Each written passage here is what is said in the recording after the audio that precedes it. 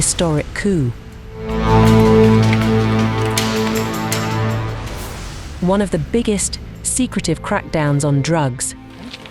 In what sounded like an episode ripped straight from a narco thriller series, one of the biggest drug lords in Mexico was lured onto an airplane, flown across the border, and presented to American federal agents by the son of his former business partner. As fictional as it may seem, that is what appears to have happened on July 24th. A private plane landed at a small airport in El Paso, Texas, and out stepped one of the most wanted men in Mexico, Ismael Zambada El Mayo Garcia.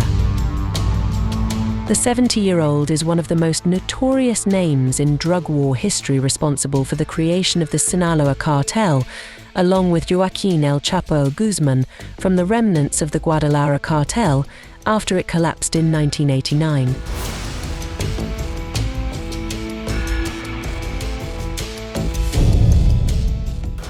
Unlike his infamous partner, who was jailed twice, escaped, and is now serving a life sentence in an American federal prison, El Mayo was able to evade capture by American and Mexican officials for some 35 years, until now. He was finally betrayed by the son of his closest partner in crime, Joaquin Guzman Lopez, who, according to US officials, masterminded the sting operation against Garcia. El Chapo's son, Guzman Lopez, as per US officials, tricked Zambada Garcia into boarding the plane, telling him they were going to look at real estate in northern Mexico. The septuagenarian, whose name is synonymous with the fearsome power and influence of the most important drug cartels in the world, had no idea that he was actually being flown to Texas, where he would be delivered into the hands of American agents who had long been on his tail with a bounty of $15 million on his head. Last year, I said that the Justice Department would never stop working to hold accountable those who are responsible for the fentanyl epidemic. On Thursday, the Justice Department took into custody in El Paso 2 more alleged leaders of the Sinaloa Cartel, one of the most violent and powerful drug trafficking organizations in the world. Both men are facing multiple charges in the United States for leading the cartel's criminal operations, including its deadly drug manufacturing and trafficking networks. The dramatic cross-border flight came after years of quiet contact between Guzman Lopez and a small team of US law enforcement officers in the FBI and Homeland Security Department, according to a New York Times report. At the end, Guzman Lopez, one of the heirs to El Chapo's operation, was arrested alongside Zambada. The pair face multiple indictments for smuggling cocaine, fentanyl and heroin into the United States. The first is Ismael Zambada Garcia, or El Mayo, a co-founder of the cartel. He is facing charges for fentanyl trafficking, money laundering, firearms offenses, kidnapping, and conspiracy to commit murder. The second, Joaquin Guzman Lopez, is a son of its other co-founder, known as El Chapo, and is facing charges for trafficking in large quantities of cocaine, heroin, and meth, among other drugs. Both defendants will have their initial appearances in federal court in the coming days. Garcia, who appeared before a US judge shortly after the arrest, entered a plea of not guilty, according to court documents. He was remanded in custody and is to appear in court again on July 31st. Guzman Lopez, on the other hand, didn't immediately appear in court. He, however, by giving the Americans the bounty they had long been after, may have increased his own chances of getting a favorable deal for himself.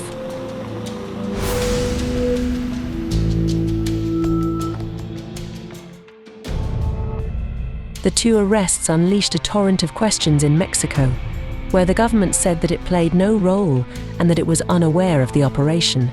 Ismael Zambada y de Joaquin Guzman Lopez, no tenemos información que lo hayan capturado en México.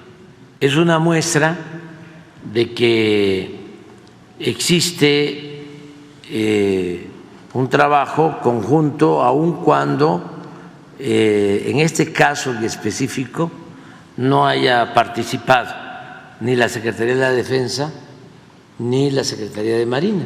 The Mexican president also called for transparency after the sudden and secretive arrests by the US.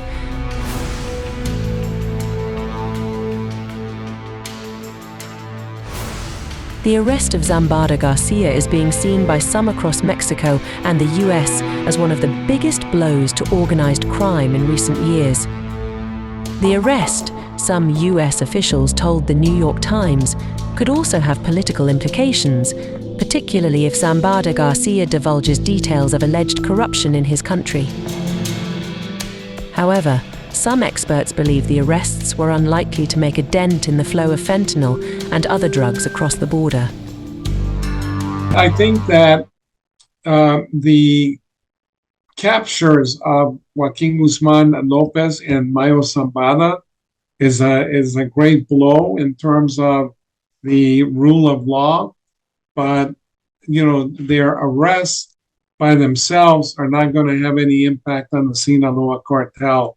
The Sinaloa Cartel's infrastructure is really rock solid. The Mexican president also echoed similar sentiments.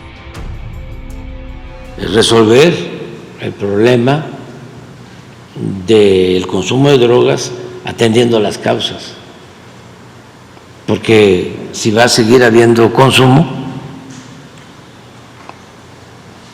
no se resuelve el problema del todo.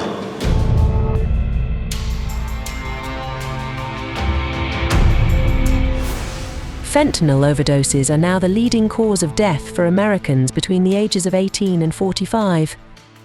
El Mayo and the 4 sons of El Chapo have made billions through fentanyl, which is easy to produce and transport without the need for large coca plantations in the Andes, as with the manufacture of cocaine. The fentanyl trade hinges on chemicals known as precursors, which are the drug's essential ingredients.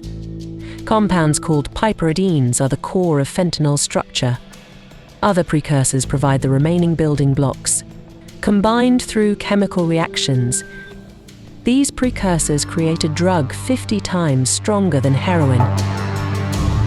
The problem for regulators is that many of the same chemicals used to make fentanyl are also crucial to legitimate industries, from perfumes and pharmaceuticals to rubber and dyes.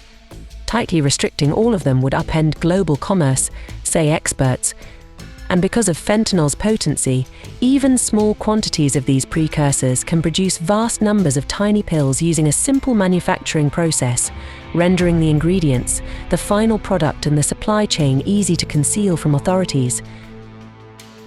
Anyone with a mailbox, an internet connection and digital currency to pay the tab can source these chemicals, a Reuters investigation reveals. Experts say that shutting down the smuggling of fentanyl altogether is virtually impossible. It is simply too profitable for the cartels. However, US law enforcement wants to hurt the cartels that are producing it, diminish their influence and, wherever possible, dismantle their leadership. The capture of El Mayo Zambada, even if aging and in poor health, was always going to remain a key part of that strategy.